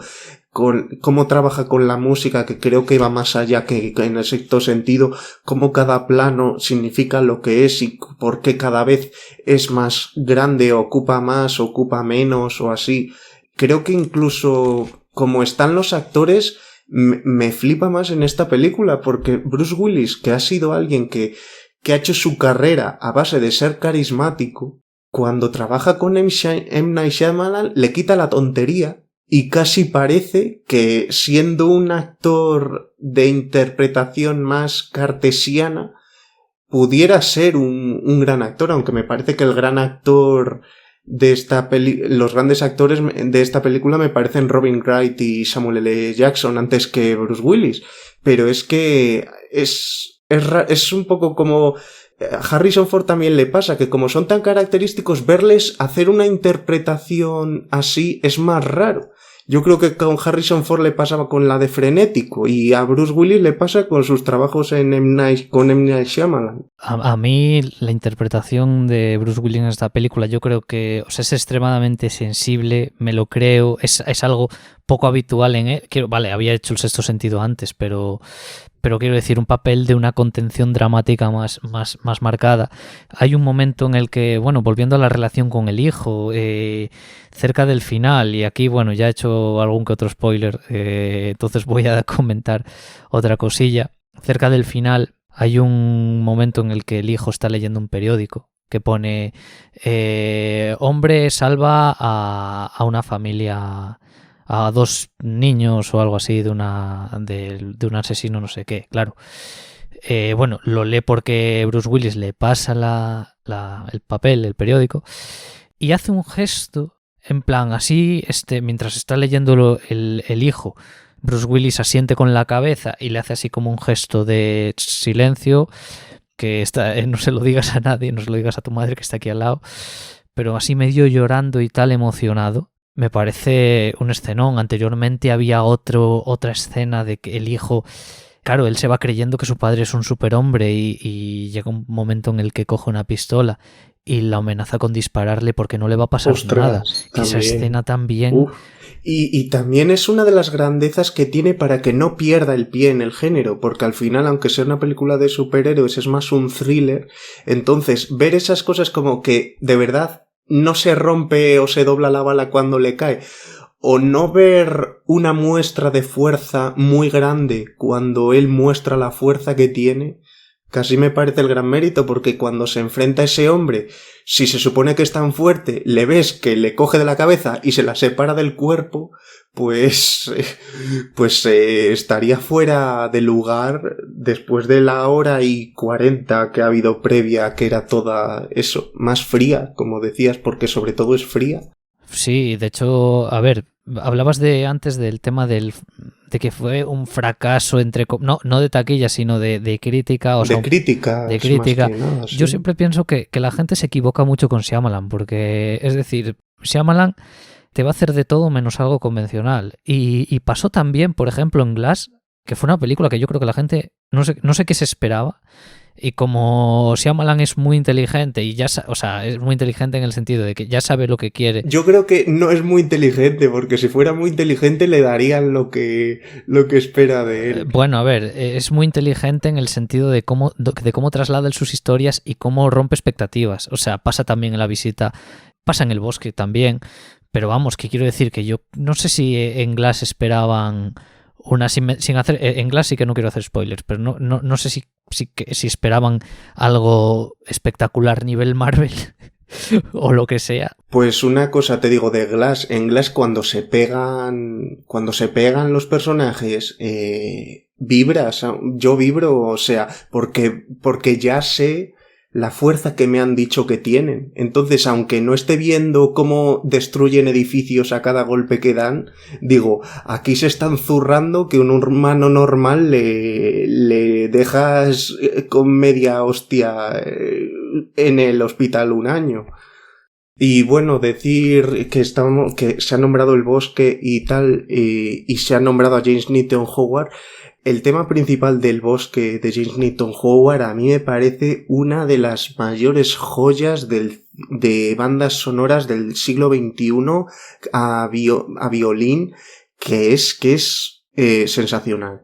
James Newton Howard, que lo vamos a meter en el grupo de grandes, digamos, malditos de los Oscar, como donde estaba antes Roger Deakins, porque creo que ha estado nominado 7 veces y no ha ganado ni una vez. Y bueno, también podría haber estado nominado por otros trabajos. Por ejemplo, para mí la banda sonora del Caballero Oscuro que tiene con Hans Zimmer me parece que tiene muchísimos temas en plan muy, muy, muy rescatables y muy... El de la cárcel es suyo, ¿no? ¿El qué? Este que sale en la del Caballero Oscuro, en la tercera, cuando están en la cárcel, que hay como una especie de cántico de presos, ¿ese era el suyo? Es que en la tercera es Hans Zimmer en solitario. En la... Ajá, vale. En la de Batman de Dark Knight Rises, ahí sí que trabaja solo, pero en las dos primeras trabajaron juntos. Y vamos a ver. Ostras, pues vaya fuera de serie, meter Sí. en el mismo saco a Stephen Curry y a Kevin Durant, madre mía. Sí, o sea, los dos para hacerte ahí una composición. Me parece James Newton Howard un compositor muy bueno. Suele hacer así películas, pues bueno, que no son grandes películas, pero sí que es cierto que normalmente pues sí que le ves que de las que, por ejemplo, son una mierda, es prácticamente lo mejor. Yo qué sé, que te voy a contar con The Tourist, por ejemplo, y cosas así, y lo único rescatable pues son sus composiciones. Así que bueno. The Tourist la hizo el mismo hombre que el de La vida de los otros. O sea, es que una de las mejores películas alemanas del siglo XXI luego se fue a Estados Unidos y fue una catástrofe absoluta. Bueno, y nada, para terminar, decir que esta peli está en Disney Plus y hasta aquí. Y ahora vamos a por la siguiente película, en este caso serie de televisión. Vamos a hablaros de One Punch Man.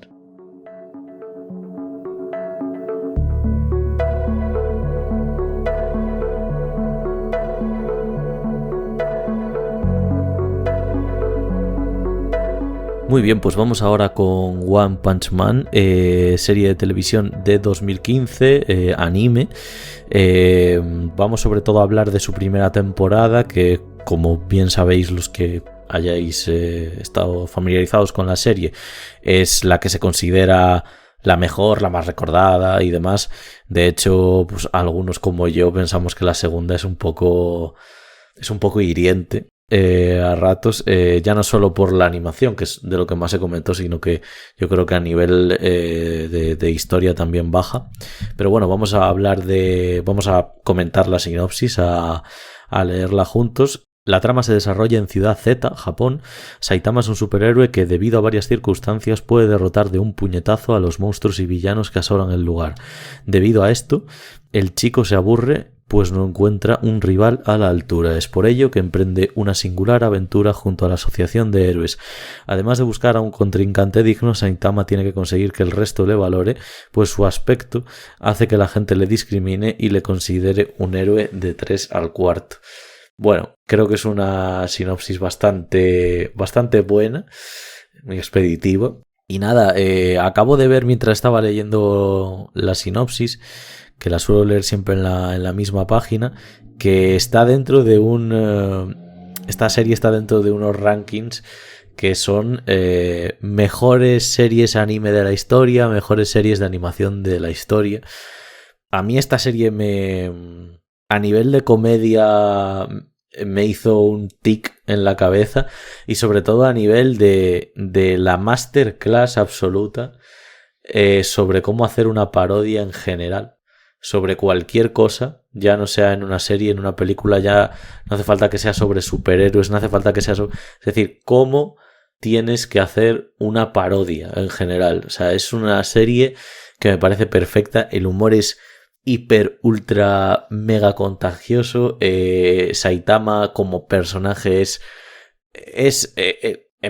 o sea, en primera instancia parece que no, pero es que es totalmente rico como personaje. Ya no sé si en matices, pero es que como personaje funciona espectacularmente. Ya no solo la propia idea de que sea un ser prácticamente incontestable en una batalla, sino, pues eso, es que es un hombre 25 años que se quedó calvo desde que empezó a tener su poder, y eso le atormenta, y con una mirada y un rostro súper inexpresivo continuamente, que realmente tiene una especie de desinterés por el mundo muy grande. Y a mí esto es el punto que más me gusta de él y de algunos personajes, que no son muchos tristemente, que son protagonistas a veces de parodias de este tipo y demás, que es, pues eso, nuestro protagonista es un ser al que no le importa prácticamente nada y que vive con cierta indiferencia todo lo que le sucede y demás. Y luego ya el coprotagonista, porque es coprotagonista totalmente de esta serie, que es el personaje de Genos. Bueno, es que eso ya es o sea, es que es un despolle absoluto. Son un gran dúo. La relación, el dúo que se marcan estos dos. O sea, el tío estudiando cómo se sienta cuando va a comer, que se sienta aún peor que cuando me siento yo a comer, y el tío apuntando diciendo maestro, además no para de llamarle maestro después del primer combate que tienen y demás. Dice, maestro, estoy apuntando y dibujando todo lo que y Saitama se indigna en plan de, pero además Genos es un personaje tan creído o sea, y que ve con tan respeto lo que es la fuerza y el poder que tenga un ser, que es que, claro, o sea, apunta pues eso, cómo se sienta, todas los digamos, las rutinas que tiene, que no dejan de ser las rutinas de una persona que está medio en depresión. O sea, la manera de comer que tiene, que hasta en eso vuelven a la serie otra vez una parodia. O sea, cuando encuentra a un monstruo que se ha cargado y ha dejado medio caos a 3 o 4 superhéroes de esta asociación de héroes, de la que ahora hablaremos porque hay personajes muy carismáticos, cuando deja pues eso, un ser así en plan rollo como que puede digamos o sea, parece que como si fueran rollo hojas todo lo que tiene en su cuerpo, y noquea y deja medio muertos a varios héroes. Él llega, le mata de un puñetazo, y como ve que le había pedido su compañero de piso, que es Genos, comida para la noche, y ve que al ser al que ha matado tiene como, su cuerpo está como formado por algas, coge y se lo lleva como si fuera la compra. O sea, pero es que te partes de verdad con esta serie. O sea, tiene unos puntazos, y se lo lleva a casa, y cuando llega lo está ya cocinando y demás. Y claro, muchas veces cuando pasa esto, si pasara en otro universo con otros personajes, llegaría y entonces Saitama, el héroe, le contaría a su compañero de piso pues lo que ha pasado. Pues mira, me he enfrentado a este y tal, no sé qué. Pero es que Genos ni se entera de que se ha cargado al villano o al ser que ha causado todos los desastres y problemas de ese capítulo en la ciudad esta. O sea, llega y le dice, bueno, y casi nada, he cogido algas y tal. O sea, es que es una indiferencia hacia el mundo el de este Saitama, pero vamos, espectacular. Y nada, yo es una serie que me pasa un poco lo que me pasa con Rick and Morty o con BoJack Horseman, que hay capítulos que me parecen que por sí solos funcionan de una manera espectacular. Se podría hacer incluso en algún programa en el que se analicen pues series de animación o series en general, como hay capítulos que es que los podrías dejar solos por lo bien que funcionan. Y, por ejemplo, en este caso, en One Punch Man, por si alguien quiere apuntárselos, yo diría el último capítulo, que es el del héroe más fuerte, pero sin duda diría también el del androide solitario, que es el segundo capítulo en el que se nos presenta a Genos, el rey del mar, que se divide en dos partes, pero me parece que también tiene un punto humorístico ese capítulo espectacular. Y bueno, los últimos, también el penúltimo del Conquistador del Universo, me parece que está... Vamos, todos, porque si son 12 y ya has dicho 5... Es que, de verdad, o sea, es espectacular. O sea, en Rick and Morty también me pasa con la segunda temporada, que te diría pues un montón. El primero en el que el tiempo se divide la pantalla porque el tiempo se ha traspapelado, por decirlo de alguna manera, ¿no? Se ha transformado, se ha roto. Y muchos otros más, como el de la purga, que funciona por sí mismo también muy bien. Y demás, y ya digo, luego los personajes de esta serie, que es que de verdad, o sea, también hacen muy bien en ese lugar en dividir a los héroes por clases, porque cuando ves al Boomen Rider que es el de la bicicleta, es que te partes el culo con el tío. Dices tú, ¿a dónde vas? ¿A dónde vas? Que con cualquiera que te enfrentes, o sea, te va a... Pero es de los pocos... Sí. Sí, no es de los pocos que son... que te caen bien, porque es que la mayoría son unos flipaos. Bueno, ves que es el pringao que tiene valor e inconsciencia para todo. Pero yo es que creo que el gran éxito de esta serie parte del concepto que tiene del héroe, que es muy japonés en ese sentido, porque el camino del héroe que a Spider-Man le pica una araña y ya tiene todos sus poderes, y el camino del héroe en él tiene que ver con los acontecimientos que les pasa, igual a nivel interno o así. Pero el camino del héroe en las series japonesas suele tener esa evolución personal y una evolución física de poder. Pero Saitama se hace un día 3 sentadillas y tal, y ya es el héroe más poderoso del mundo y nadie tiene que hacer nada. Y en su mundo sí que existe esa división. Porque sí que hay esos héroes S, A, tal, y lo entiendes pues como en una serie normal, el que sería en una serie de 100 capítulos, el malo del episodio 1, el malo del episodio 15, el malo del episodio 60, el malo del episodio 100 último. Y digamos que tiene unas fuerzas como si estuviera ya en el 101 o más, porque no suda nunca nada para eso. Y me parece una genialidad absoluta. Porque es eso, sigues viendo y viendo, y al final las peleas son porque el otro te la calienta un poco esquivándoles, porque si fuera práctico es que los episodios duraban 2 minutos, porque es que siempre es un poco buscar la excusa para que no llegue y se enfrente un poco con otros, en lo que él puede dar el golpe de gracia, o es eso, que esquive un par de golpes, porque es que nadie le aguanta uno. Me parece fascinante cómo la serie, teniendo en general una estructura parecida en cada capítulo y teniendo los 4 mismos chistes en todos, funciona tan bien. Es decir, el chiste, y es que esto lo hacen, si no lo hacen en todos los capítulos, lo hacen en 9 de los 12. El villano que llega arrasando con todo, dando un discurso de que es el puto amo, de que no le tose ni Cristo. Y lo sería en cualquier otra serie. Sí. Y de repente aparece por ahí Saitama, encima con una pachorra de la hostia.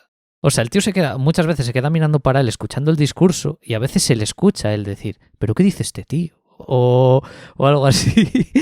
Habla a la vez que el otro, porque sí que es eso, que los héroes en Japón siempre han sido tan declamativos de ja, voy a hablar, y tú dices, pero ¿por qué se espera que termine de hablar y no le mete directamente? Y es que habla por encima a la vez. Y cuando la gente, por ejemplo, cuando derrota al Rey del Mar y la gente le empieza a acusar de que de que ha sido un falso, porque tal, o sea, el tío no es como otro superhéroe que se iría en plan súper dolido a su casa, tal, volando en plan de, joder, la gente no me quiere. Es que este se da la vuelta y les empieza a llamar, pero vamos, o sea, mamarrachos, callaos la boca, no sé qué tal, que luego encima él quiere un cierto reconocimiento, pero no le da absolutamente ningún palo ponerse a insultar a la gente como si fuera rollo uno de barra de bar, ¿sabes? O sea... Ese reconocimiento también viene de muchas veces que Carol Llanos coge y él está como una clase o dos clases por encima de él, y a veces cuando viene una amenaza le suelta, mira, tú quédate en casa que si no me quitas el protagonismo, o si no el mérito te lo vas a llevar tú. Claro, así que ve lo de las clases como un juego de niños, porque para él lo es, ¿sabes? Porque al final es que él está en otra liga siempre. Que luego es que no tiene sentido ninguno lo de las clases, porque es que es eso, al final la mayoría son unos inútiles que los revientan a la primera. Y bueno, hay un capítulo también, otro chiste que bueno, hablamos de este pasotismo, pasotismo o no sé, que a ver, que no se olvida de las cosas cotidianas. Hablabas del tema de las algas, le hacían falta algas, pues se pilla los restos de un ser así para tal. Hay un capítulo en el que, creo que es en el que va al laboratorio este de 7 pisos o no sé qué, que están los clones, y empieza a reventar a un montón. Y hostia, lo que más le preocupa es que llega tarde para las ofertas del súper. Y es algo que me parece tan efectivo y tan divertido. Es una serie que es verdad que esto se lo comenté a Dani, bueno, y a Óscar también, creo que se lo comenté, que yo cuando la vi... Ya era hora de que me comentaras algo a mí también, porque eso parece que todos lo habéis comentado entre vosotros. No, pues esto cuando yo esta serie la había visto por primera vez, la primera temporada, hará unos 4 años o por ahí, y ahora volviéndola a ver, yo no recordaba haberme reído tanto la primera vez. O sea, yo creo que ya eres más cómplice sí. esos casos, que ya lo tienes más pillado. Y bueno, que estamos sobre todo hablando de esta serie en el aspecto cómico, y cuando hay un combate serio a nivel animación, es una pasada. O sea, cuando se enfrenta a Genos contra Saitama, que lo están dando todo, tú ves a Genos y hay unas virguerías de animación, tanto metalizando las cosas como viendo super explosiones, movimientos ultra rápidos, y luego también cuando Saitama le va a dar y no le da porque es su amigo. Yo he visto muchísimas series de anime y no he visto tanto marcar el pavor de alguien ante un golpe que ha marcado y que no ha llegado a dar. Una sensación de es que he estado una centésima muerto. Y eso lo da Saitama, y yo creo que lo han hecho como nadie. Y ya hablando un poco de la animación también, uno de los directores de esta serie es Shinjiro Ushijima, que se encargó hace poquito de la película Quiero comerme tu páncreas, que si te fijas en el catálogo de cine anime estrenado en los últimos 3-4 años, yo creo que es una de las películas más interesantes que se estrenaron en su momento, en un rollo totalmente distinto, porque es bastante dramática toda ella, pero sí, o sea, les ha ido bien a los directores de animación cuando, por otro lado, en su segunda temporada no repitió prácticamente ninguno. Y decir sobre el origen de esta serie, porque imagino que la gente que ya conozca One Punch Man de largo, igual no lo sabe, pero One Punch Man no empezó como la mayoría de animes como un manga, pero no como un manga normal. O sea, empezó como una web manga que lo hacía un artista cuyo seudónimo era One, y él en verdad era bastante malo dibujando, y todas las caras básicas de Saitama se han quedado por lo básico que era él. Y cuando fue un éxito brutal a nivel webserie, llegó un animador brutal y dijo, oye, ¿y si hacemos un remake de la serie pero intercalando estas viñetas super básicas tuyas con otras super trabajadas que haga yo?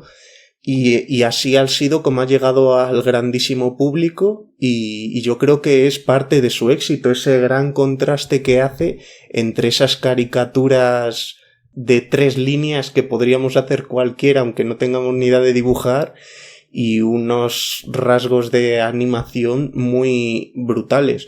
Y bueno, justo antes de grabar estaba diciendo, el cantante del opening después fue fichado para Dragon Ball, que pocas franquicias japonesas puede haber más importantes que Dragon Ball para que se le quisieran traer en el momento que le escucharon, porque además es un tema muy pegadizo, el de Hero que canta al principio, que además se ve muy... Yo, claro, el tema de los openings es que normalmente ya te están contando algo que pasará en el capítulo 7 y tú no lo sabes de momento porque no lo estás interpretando de momento, pero cuando está empezando que dice tarara, let's go, tú vas viendo cómo va mandando las fases de alerta, que hasta el Fénix, que es la más grave. Entonces son como esos microinformaciones que te ponen en los animes generalmente y que no te das cuenta, salvo que sean muy evidentes, cuando llevas tanto tiempo. Y bueno, has hablado de Dragon Ball Z. Yo he leído que hay referencias, o sea, de Goku, por el tema de empezar siendo un poco pasotilla, un poco inexpresivo, por el origen de Saitama. Pero yo es que, o sea, nunca pensé en Dragon Ball hasta que vi a Boros, que es el último rival, que no puedo parar de pensar en Broly. No sé si es por el pelo, no sé por qué es, pero... Sí, es más, creo que varios de los antagonistas que sacaron eran antagonistas de películas de Dragon Ball, de estas que salieron en los 90, que eran el pirata Bojack, Broly, Janemba, y en general yo creo que cogieron un montón de diseños acerca de eso, sí. Y por otro lado, este personaje que ya estoy mezclando un poco si es en la primera o en la segunda serie, que era el de el lobo no sé qué, que es un viejo con bigote. Ese personaje es el personaje arquetípico de todas las series, una especie de maestro que tiene muchísimos años y que tiene un cuerpo culturista absoluto, y es que ese hay uno en cada shonen de toda la vida. Pues dicho esto, pasamos ya a la recta final del programa. Vamos a hablaros un poquito de la película El Hijo.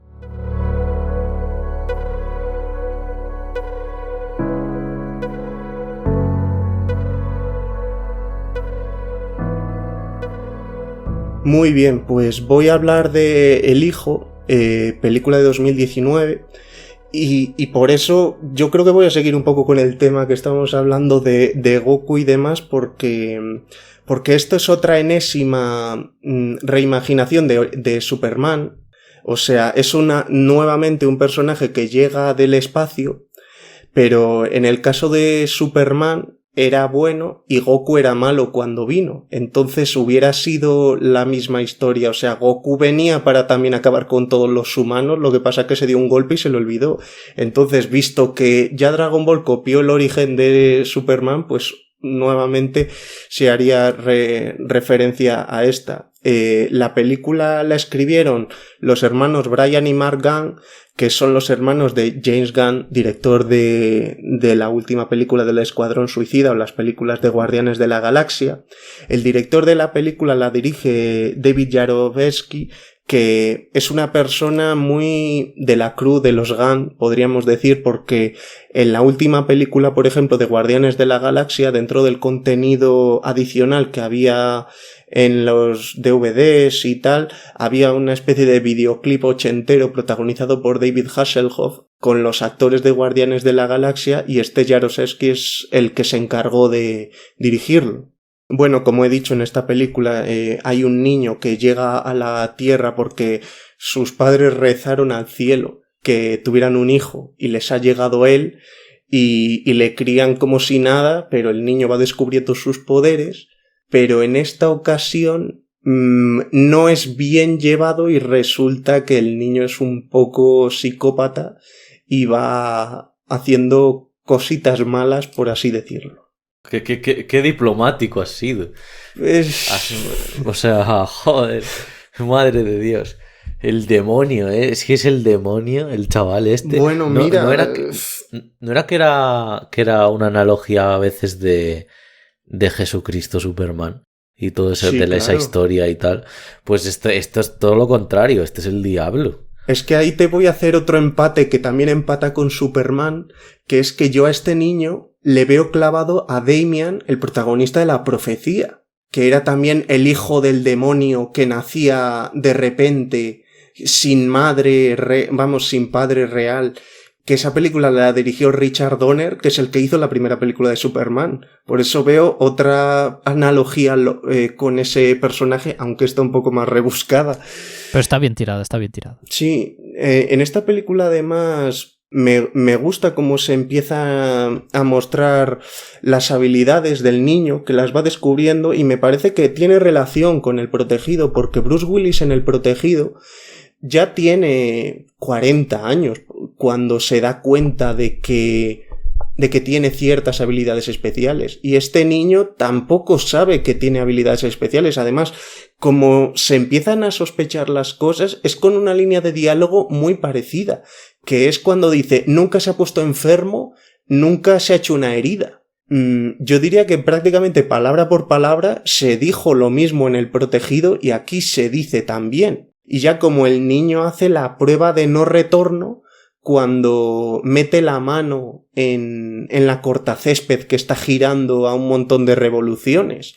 O sea, me parece que sí que es algo que se ha hecho más veces, pero me parece que dentro de las veces que se ha hecho, aquí está bien hecho. Yo creo que, hombre, en comparación al Protegido no hay comparación, pero digo que creo que está hecho con solvencia.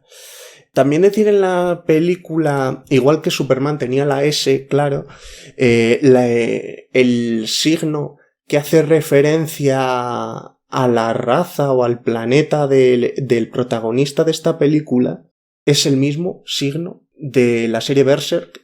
Hay una serie de fantasía negra japonesa que se llama Berserk, en la que llega el fin del mundo y hay unos cuantos que son considerados condenados, y les marcan a todos con una marca igual, que es un doble rombo, y se pasan la serie huyendo de las fuerzas del mal porque tienen esa marca. Yo no sé si es que igual esa marca tiene un signo general que han cogido estas dos series, o es que al hacer esta película se han fijado en esta serie. No... Bueno, yo el signo tal vez haga referencia a eso, pero bueno, el símbolo es las iniciales de su nombre, como dos Bs. Una por delante, otra detrás, pero, o sea, otra del revés, pero puede ser que la forma, es que ahora mismo yo no he visto Berserk, pero... Bueno, un rombo montado sobre otro rombo, es que es sí, exactamente pero bueno, igual. Sí, igual es una referencia. Por diversificar todo esto, aunque estemos hablando de cine de superhéroes, pues esta es una película de terror y como tal, pues existen momentos de tensión. Existen momentos de asesinatos además que yo creo que cruzan una línea. Son bastante gráficos, ¿eh? Sí, o sea, yo creo que no previsualizas viendo el tono de la película que de repente te estén haciendo un asesinato que podría hacer Mike Myers, una cosa tremendamente explícita. Y eso que, o sea, hay momentos gore, pero tampoco, o sea, quiero decir, cuando llega la violencia es bastante gore. Pero son 4 o 5 veces, tampoco... Pero son bien fuertecitas, ¿eh? Cierta mandíbula, la escena del ojo... Y yo creo que que le salen mejor esas escenas que cuando quiere emular unos efectos especiales que hemos visto en otras películas de Superman. Por ejemplo, cuando se ve al chico que de repente está volando... Yo ver unos pies colgando me parece ridículo, porque sinceramente creo que está sujetado en una canasta y por eso tiene los pies colgando. O sea, a mí ver en plano detalle los pies colgando, sinceramente me saca por completo de la historia, y igual que algún otro, porque esta al ser, a ver, es una película con una temática que puede parecer de superhéroes, entonces... Hay habilidades que tiene Superman como superfuerza, entonces puede doblar, por ejemplo, una cámara acorazada, y cuando ves eso, se nota mucho más el cartón que cuando ves en las películas de Zack Snyder a Superman doblando una cámara acorazada. Sí, es que claro, también esta película mucho presupuesto, no anda claro, mucho presupuesto. Al querer emular directamente esos efectos especiales, pues sí, yo creo que solo muestra sus carencias.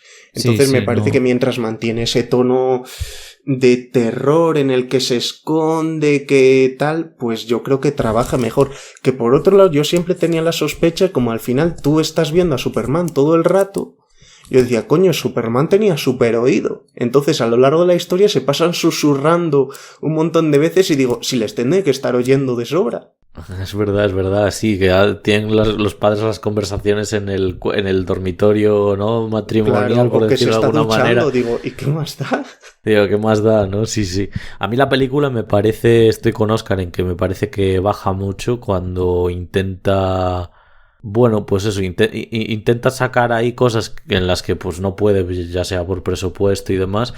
Y luego, bueno, yo sé que por ejemplo a Iván el tema sádico le gusta mucho, bueno, y tal, pero a mí como no me pone nada ver en especial mandíbulas salidas o cristal en un ojo, demás, pues precisamente cuando veo lo de la mandíbula, que encima hay una, o sea, encima el tío se la intenta subir.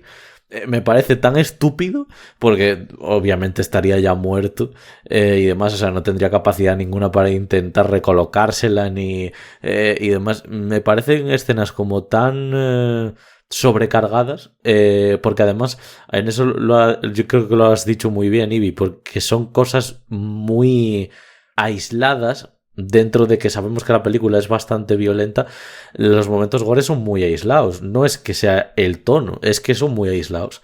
Entonces cada vez que pasan son como, joder, es que aquí te querías empalmar haciendo un, vamos, un rollo, una burrada súper explícita y ala, venga. De hecho, creo que son escenas que podrían acabar de 700 maneras diferentes. O sea, creo que tanto lo del ojo como lo de la mandíbula es algo totalmente caprichoso. Gratuito. Pero es que, teniendo a un ser omnipotente, pues es que podría ser como le diera la gana. Y es más, yo creo que si le viera de repente que da un puñetazo y parte por la mitad a otra persona, hubiera sido lo mismo. Yo veo en esos momentos, en el de la mandíbula, por ejemplo, lo estabas diciendo antes, cuando se la intenta colocar, claro, yo ahí veo mucho tono de James Gunn. Si es verdad que no es el escritor, pero son sus hermanos. Y él es productor. Y ese intento, porque yo creo que busca un poco un tono cómico muy negro. Al ver que se lo intenta colocar. Y eso, pues por ejemplo, James Gunn en Super o en Slither, sucedían igual no del mismo modo porque eran películas que ya tenían un tono mayoritariamente cómico, pero sí que veo yo aquí esas cosas. El mayor problema que tengo con esta peli, que bueno, por otro lado la veo bien sin problemas, hora y 25 se me pasa rápido, es que no va más allá de la premisa. Es decir, no es que sea necesariamente malo. ¿Y si Superman fuera malo? Sí, claro, sí. Claro, que no es decir, es que no estás viendo nada que te sorprenda. Porque además piensas, ¿y si le hubieran tratado bien? Pues hubiera sido Superman. O sea, tienes la cara A y la cara B, ya has tenido las dos. Que luego hay una cosa que me sorprende en la actitud de los padres, o sea, sobre todo el personaje de Elizabeth Banks. Quiero decir, veo que actúa con lógica el padre del actor David Denman, que por cierto salía en The Office, era el novio de Pam. Que claro, él cuando empieza a ver cosas raras... ¿Quién era Pam? Pam era la secretaria, ¿no? ¿Era? Pam Beasley. Ah, coño, es verdad. Joder, ya decía yo que me sonaba ese tío. Vale. Ostras, es que ahora mismo Pam a secas ya no me venía. Uy, qué bueno, pues, es verdad. Pues ese actúa con lógica, quiero decir, ve que las cosas aparecen sus gallinas muertas y tal, y lo primero que piensa es, este ha sido el chaval, porque es consciente de que ha venido del espacio. Y la madre, me hace gracia que el personaje de Elizabeth Banks, hasta que no lleva la película 1 hora, no se le enciende la bombilla. Yo creo que es que los guionistas ahí han planteado que una madre pierde la razón por completo. Y por eso, que por otro lado os digo, a mí a nivel interpretativo me parece que Elizabeth Banks es la que está más arriba de todos, siendo una actriz que en sus labores de actriz me parece que no es la gran cosa ella. Es un poco la que más me llama la atención en esta película. Que siempre la confundo con Julie Bowen, la que hace de Claire Dunphy en Modern Family. O sea, no sé por qué las veo dos gotas de agua. Pero, no sé, yo es que la veo más así. Y yo creo que es más tema de qué es eso, que piensan que una madre es irracional hasta cierto punto, pero te están poniendo en una situación en la que, pues, a ver, también lo compras porque es eso, me parece que sigue siendo suficientemente entretenida como para que digas, pues vaya cosa, pero es que también es lo que habíamos hablado un poco con Saitama si les pegara la primera, es que si ya el padre fuera racional al principio y la madre también, pues al niño le hacen lo que sea al principio de la película y a la mierda dura 20 minutos. Sí, sí. Hay otra cosa que me hace gracia de la peli, que es el me hace gracia, pero a la vez me mola, porque es el papel de la policía es que es completamente inútil con un sentido muy lógico. Es decir, hay un momento, hay una subtrama del sheriff investigando la desaparición y la muerte de una persona y tal. Y efectivamente, su investigación lleva hasta la casa de los protagonistas. Y nada más llega para intentar salvar al personaje de Elizabeth Banks, se lo cepillan. Y a la que va con él también. Claro, es decir, es como un corte, es decir, no intentan ponértelos de héroes, sino como gente... Como chaquetas rojas de Star Trek. Exactamente. Que van ahí a morir. Bueno, yo como ver una película de superhéroes que trabaja un género distinto, pues hombre, me parece que tampoco está mal. Al final hemos hablado de 5 películas y una serie. Es eso, tenemos una serie, una película de superhéroes que yo creo que es casi comedia antes que otra cosa, una que es thriller antes que otra cosa y esta que es terror antes que otra cosa. Entonces, que hemos sido bastante diversos a la hora de coger el tipo de películas que es, que creo que hasta nosotros mismos, que aunque ya las hayamos visto antes, cuando nos las repasamos antes de grabar, no estamos tan saturados que si dijéramos vamos a hablar de 5 películas de Marvel seguidas y estaríamos en plan cansados ya a la tercera de un esquema muy parecido. Claro. Esta además última a mí me parecía un slasher. Mientras la estaba viendo me parecía un puro slasher con el hijo siendo un poco el asesino en serie, ¿no? Y nada, pues lo vamos a dejar aquí. Ay, Dani, perdona un segundo porque hace como 1000 años hablé sobre Brian De Palma y que iba a decir algo de él y ya se nos acababa el programa y todavía no lo había ni metido. Y es que Brian De Palma hizo como una especie de película sin acreditar de los X-Men en el 78 llamada La Furia, que la protagonizaban Amy Irving y Kirk Douglas. Y hombre, que no la hemos metido, pero por saber también a la gente que hay constancia de eso, de una academia para talentos especiales con superhabilidades de algún tipo. Me ha venido ahora a la cabeza esta película que era... Iván se va a acordar del título sí o sí. Iván, estate atento. Que era como algo así... Era una película que era como malísima. Se llamaba algo así como Sky High, Escuela de Altos Vuelos. Sí, no hace falta así, ni que ¿no? te... Sí, es esa. Es esa. Era muy mala, ¿no? Era una película así como, pues eso, de superhéroes. Tenían poderes muy... Pues muy típicos. El que echaba fuego, una chica que llenaba todo de plantas. Todo el instituto de plantas. Sí, de hecho, bueno, a ver, yo es una peli que llevo sin ver unos 12 años fácilmente, es una peli del 2006. Hombre, yo cuando la vi me tuvo su encanto. Pues yo creo que podríamos hacer un día una breve sección en algún programa de esas películas que no quieres volver a ver porque dices, es que si vuelvo igual estropeo un poco el recuerdo, que es lo que hago yo con todas las de Spy Kids.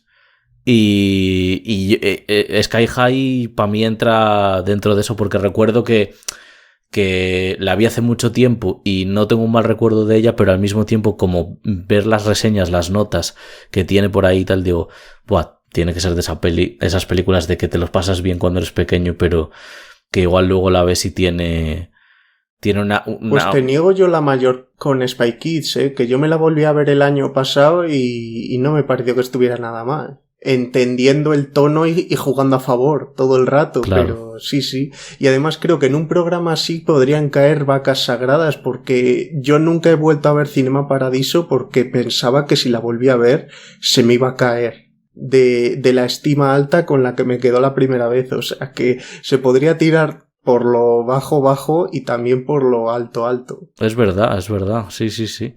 Pues yo no sé, ahora no se me viene ninguna, pero sí, también tengo ese caso, con películas que me gustaron muchísimo y también tengo como ese miedo a que me gusten menos. Con que sea un poco menos ya me fastidiaría un poco. Así que, bueno, ahora sí, finalizamos el programa con esta mini reflexión de 2-3 minutos. Bueno, yo, como siempre, lo repito al final de los programas, de todos los programas, me lo he pasado muy bien haciendo este superhéroes fuera de cine y Marvel, de DC y Marvel, perdón. Y espero que vosotros también y que los que nos estéis escuchando pues hayáis disfrutado de la misma manera. Volvemos dentro de 2 semanas con un nuevo programa muy interesante, ya lo veréis, os va a gustar mucho. Y pues aprovecho para despedirme de mis 2 compañeros que han estado aquí trayendo unas películas magníficas hoy, Óscar Gómez y Iván Belenda. Muchas gracias. Muchas gracias a vosotros. Un abrazo. Y bueno, como siempre digo, ved mucho cine, solo es el único requisito. Después de escuchar a Palomitas Dulces, ved un poquito más de cine, que seguro que es un esfuerzo que no será en balde, tiempo bien invertido. Y aquí lo dejamos. Espero que os haya gustado mucho el programa a todos y a todas. Un saludo, hasta luego. Chao. Chao.